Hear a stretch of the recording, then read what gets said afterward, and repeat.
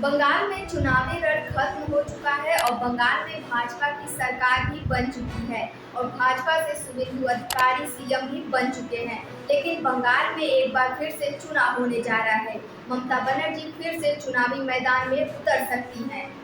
दरअसल बंगाल के सीएम शुभेंदु अधिकारी 2 सीटों पर चुनाव लड़े थे, नंदीग्राम सीट और भवानीपुर सीट।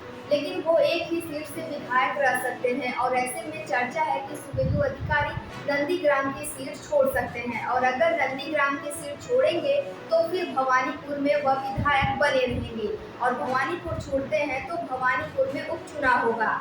लेकिन ऐसे में सवाल ये है, क्या ममता बनर्जी उपचुनाव लड़ेंगी, चाहे वो भवानीपुर की सीट हो या फिर नंदीग्राम की सीट? क्या ममता बनर्जी इतना बड़ा रिस्क लेगी? क्योंकि ममता बनर्जी को शुभेंदु अधिकारी ने नंदीग्राम सीट पर 2021 में हराया था।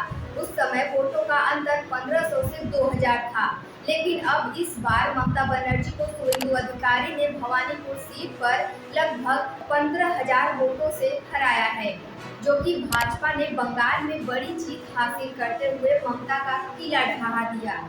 ऐसे में बीजेपी नहीं चाहेगी कि भवानीपुर सीट से शुभेंदु अधिकारी इस्तीफा दे, क्योंकि भवानीपुर सीट टीएमसी का गढ़ नहीं है। इसलिए अब सवाल उठता है कि ममता बनर्जी चुनाव लड़ेंगी या नहीं लड़ेंगी, और अगर नहीं लड़ेंगी तो उस सीट पर किसे प्रत्याशी बनाएंगी। ऐसे बंगाल में 2 सीटों पर उपचुनाव होना है, एक शुभेंदु अधिकारी की सीट पर, दूसरा हुमायूं कबीर की, क्योंकि हुमायूं कबीर भी 2 सीटों पर चुनाव लड़े थे।